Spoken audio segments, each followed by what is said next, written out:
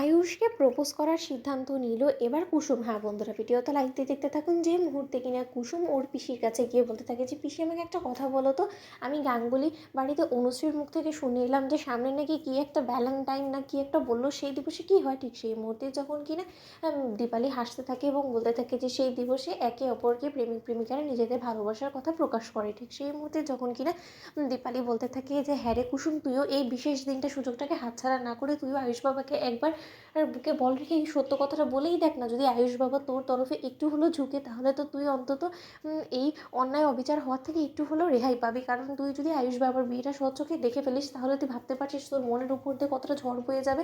ঠিক সেই মুহূর্তে কুসুম যখন কিনা বলতে থাকে যে ছোটো সাহেব যখন কিনা এত কিছু করে আমার আর কথা ভেবে সে যখন কিনা নিজের ফ্লাইট ডিলে করতে পেরেছে, তাহলে আমি বুঝতে পেরে গিয়েছি পিসি যে তুমি যে আমাকে বলছিলে যে ছোটো সাহেব আমাকে ভালোবাসতে শুরু করে দিয়েছে, সেটা সম্পূর্ণরূপে সত্য এবং তার প্রমাণও সে আমাকে যথাসাধ্য পরিমাণে দিয়েছে। তাই এবার আমি এক কদম এগিয়ে আমি তাকে প্রপোজ করব। ঠিক সেই মুহূর্তে যখন কিনা কুসুম সম্পূর্ণরূপে আয়ুষকে সারপ্রাইজ করার জন্য ভ্যালেন্টাইন্স ডেতে যখন কিনা ডেকোরেশন থেকে শুরু করে সমস্ত কিছুর প্রস্তুতি নিয়ে ফেলে, ঠিক সেই মুহূর্তে মীনাক্ষী যখন বলতে থাকে যে এক্ষুনি আমি গিয়ে দিদিকে এই সমস্ত কিছু দেখাবো, আমি জানতে চাইবো দিদিকে এখানে দাঁড় করিয়ে কুসুমের মুখ থেকে যে এই সমস্ত প্রস্তুতি ও কার জন্য করছে। ঠিক সেই মুহূর্তে মেঘা যখন কিনা বলতে থাকে যে আন্টি, তোমার মনে হয় না যে তুমি সমস্ত কিছু নিয়ে বড্ড বেশি ওভার এক্সাইটেড এবং তুমি অনেক বেশি তাড়াহুড়ো করে ফেলো, বিধায় তুমি না শেষে গিয়ে তোমার গেমটা এক্সিকিউট করতে পারো না ঠিকভাবে। কারণ কুসুম সম্পূর্ণরূপে তোমাকে প্রতি কদমে কদমে চিনে ফেলেছে, তার জন্য কুসুম খুব ভালো করে জানে যে কীভাবে তোমাকে দমাতে হয় এবং তারই সুযোগটা সে কাজে লাগে এবং সেই সুযোগটা তুমি স্বয়ং নিজে করে দাও। কুসুম যা কিছু করছে ওকে করতে দাও না।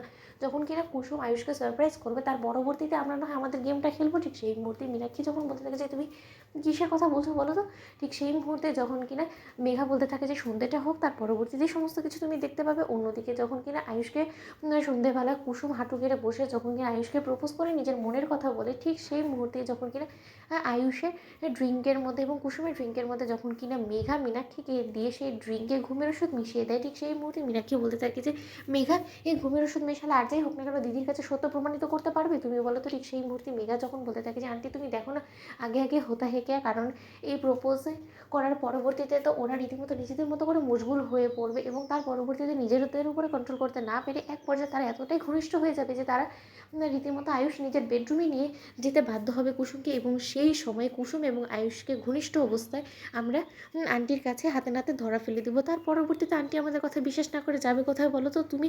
তাহলে সেই সময়ের অপেক্ষা না করে তুমি এখনই হাটে হাঁড়ি ভেঙে দিলে তোমার কি মনে হয় তুমি কোনো কিছু প্রমাণ করতে পারবে? উল্টো আন্টি আবারও তোমাকে অবিশ্বাস করবে এবং তার পরবর্তীতে তোমাকে আবারও শাস্তি শোনাবে। তুমি নিশ্চয়ই সেটা চাও না। ঠিক সেই মতো মীনাক্ষী বলতে থাকি যে না। তো বন্ধুরা, ভিডিওটি ভালো লেগে থাকলে লাইক, শেয়ার করে সাবস্ক্রাইব করতে বলো না।